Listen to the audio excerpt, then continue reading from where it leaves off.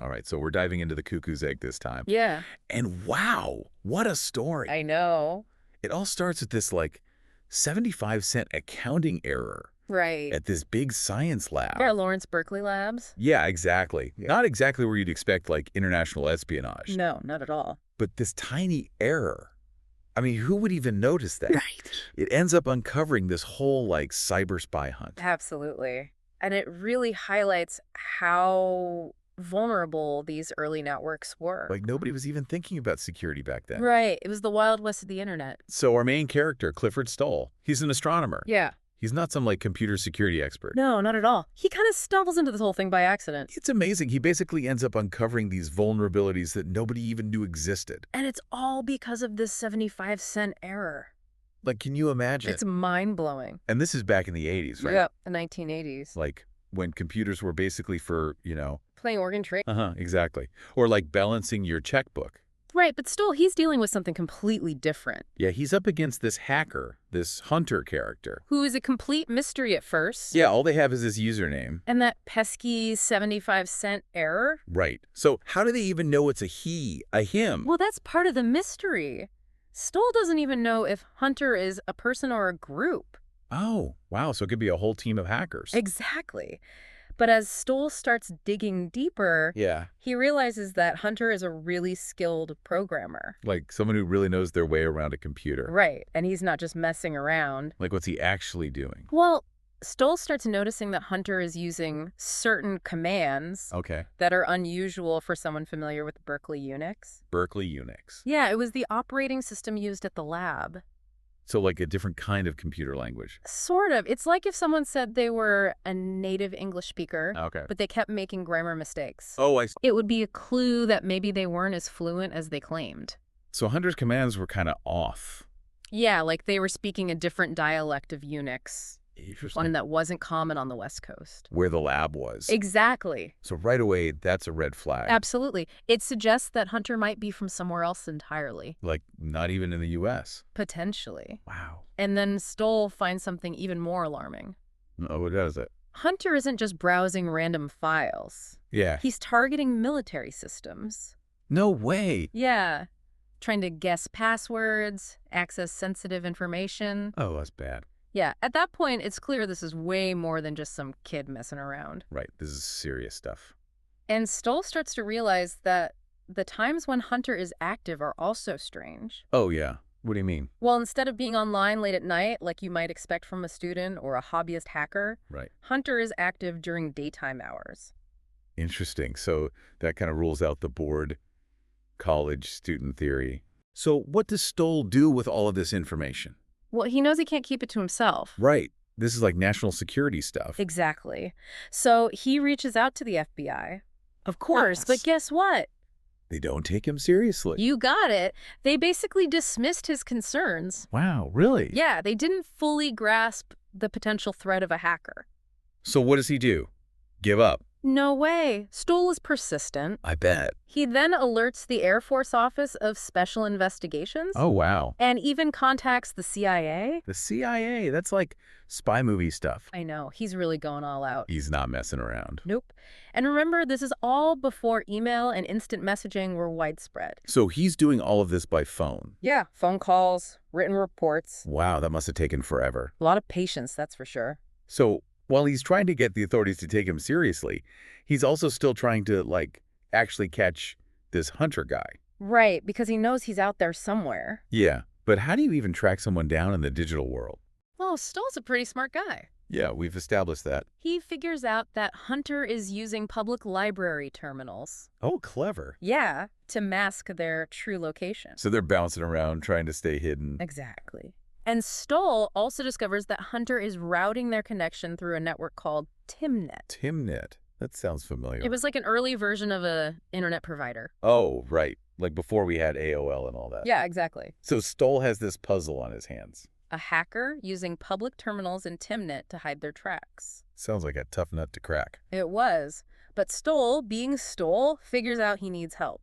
Okay, who does he call? Ghostbusters. He reaches out to Timnet itself. What? Like The company? Yep. And they agreed to help him trace the hacker's connection. Wow, that's surprising. It was a different time back then. I guess so. And here's where it gets really interesting. Okay, I'm on the edge of my seat. The trail leads them to an ITT Earth station. Wait, an Earth station, like for satellites? You got it. Whoa, are we talking international espionage now? We are. And it gets even more specific. How? They managed to trace the connection to a specific DNIC number. A DNIC number? It's a code that identifies the network provider. Oh, okay. And this DNIC number pointed to the German Datex network.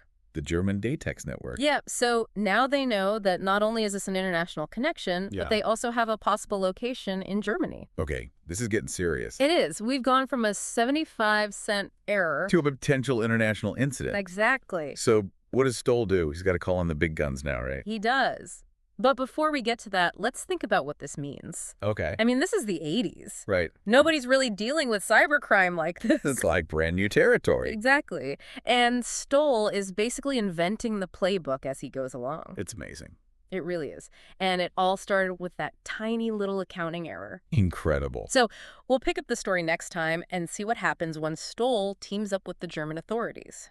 Can't wait. You know, it's wild to think about Stoll working with German authorities. Yeah. Like, this is the Cold War. Totally. And he's got this international investigation going on. All because of a 75-cent error. It's crazy. It really shows how the world was changing. Like the digital world was merging with the real world? Yeah, and the lines were getting blurred. Did Stoll ever talk about what it felt like to be in the middle of all of this? He did, and that's what makes The Cuckoo's Egg such a good read. Oh, He's yeah. really open about his emotions, you know? Right. The long nights, the stress, Yeah. got it. even doubting himself sometimes. I mean, can you imagine? You're telling people about this hacker, and nobody believes you. Right.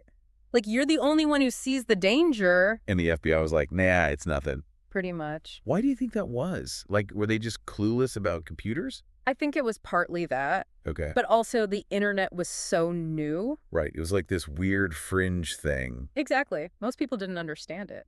So for them, the idea of a hacker breaking into military systems. It was like science fiction. Yeah, like something out of war games. Exactly. And then you've got the Cold War on top of that. Right. Everyone's paranoid about spies and stuff. Yeah, but they're thinking about, like, guys in trench coats sneaking around. Not some dude hacking into computers from who knows where. Right. It was a whole new kind of threat. So Stoll's not only trying to catch this hacker. He's also trying to make people understand the danger. He's fighting a war on two fronts. Yeah, the digital front and the bureaucratic front. Haha, exactly. Yeah. So this astronomer dude, Right. he's suddenly in the middle of this crazy spy story. I know. Did he ever worry about, like, the big picture? Oh, yeah. Like what the internet could become? He definitely saw the dark side. Like surveillance and stuff? That and the potential for cyber warfare. Which is, like, totally a thing now. Right. And he was worried about the ethics of it all. Like working with the CIA and all a that? tough question. It's like he was a pioneer grappling with these issues that we're still dealing with today. Absolutely. He was ahead of his time. So let's get back to the chase. Okay. We left off with them tracing the connection to Germany. To the University of Bremen. Right? Did they finally catch Hunter? They did. Yes. But it wasn't easy. I bet. They were dealing with dial-up modems. Which were super slow, right? Yeah, and it made it hard to pinpoint the exact location. Like trying to find a needle in a haystack. Exactly. So how'd they do it? Stoll came up with this brilliant plan. Okay, I'm listening. He created a honeypot. A honeypot? Yeah, like a trust. For Hunter? Exactly. How'd that work? He basically created a fake project Okay. called the Strategic Defense Initiative Network. Like Star Wars stuff? Yep. He planted fake files about it. Oh, sneaky. Right. He figured Hunter would be too curious to resist. So Hunter took the bait. Hook, line, and sinker. Uh-huh. Nice. Hunter spent hours reading those files. Giving Stoll time to track it. Exactly. And to make sure it was really Hunter, Yeah. they saw him try to use the fake info to access other military systems. Oh, so that confirmed it. Yep. Clever. So they finally got him. They did. They arrested the hacker. Who was it? Who was this mysterious Hunter? His name was Marcus Hess. Marcus Hess. And get this, he wasn't working alone. Oh, no. He was part of a group selling the stolen info to the KGB. Whoa. The KGB. This just got real. It did. So we've got a real Cold War spy story on our hands. We do. But before we get into all that, Yeah. I want to know more about this Hess guy. Okay. What was he like? What made him tick? Well, that's what makes this story so fascinating, Okay. because Stoll really tries to understand him. Like, get inside his head. Exactly. I mean, he was the bad guy, right? He was, but Stoll was curious. So what did he figure out? Okay, so we've got Marcus Hess finally unmasked. Yep, and he's not just some random hacker. Right. He's connected to the KGB. Selling them secrets. Crazy. But what was his motivation? Like, was he a true believer? That's what Stoll tries to figure out. He Right. looks at everything, Like what? the targets Hess chose, the names he used. Or like Jaeger? Exactly. Hunter in German. Right. Like he was playing a role. Yeah, it's interesting. And Stoll even mentions the cigarettes. The Benson and Hedges. Yeah. Like that's so specific. It is. And it suggests a certain, sophistication. Like he wasn't just some kid in a basement. Right. He had taste. So what was he after? Was it just money? Stoll compares him to another group of hackers, Okay. the Chaos Computer Club. I've heard of them. They were breaking into big systems too, like NASA, Right. but their motives were different. More like making a statement. Yeah, like a digital protest. But Hess was different. He was after specific information. Like military secrets. Yeah. Remember that experiment Stoll did? With different kinds of bait. Yeah. He put technical documents, political stuff, financial data. To see what Hunter would go for. And what did he choose? The technical stuff, the military stuff. So he was definitely spying. It seems like it. And this is all happening during the Cold War. Which makes it even crazier. Right. Like a whole new kind of battleground. Exactly. And Stoll is right in the middle of it. It must have been intense. It was. He talks about the toll it took on him. Like stress and stuff. Oh, yeah, and lack of sleep. Yeah, I bet. And his relationship suffered. Oh, man. That's rough. He even felt lost after Hess was arrested. Like, what now? Yeah. He'd been so focused on this one thing. It's like, what do you do after you catch the spy? Right. And he's left with all these big questions. Like about the future of the internet. Exactly. The risks, the ethics. Heavy stuff. And he had to make some tough choices along the way. Like involving the CIA. Yeah, that was a big one. I bet. What did he say about that? He was hesitant. Makes sense. But he felt it was his duty. To protect his country. Yeah, it was a tough call. I mean, what would you do in that situation? It makes you think. It does. And it shows that one person can make a difference.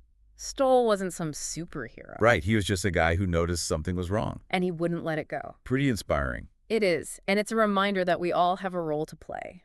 In cybersecurity. Yeah. It's not just about the technology. It's about being aware, being careful. Exactly.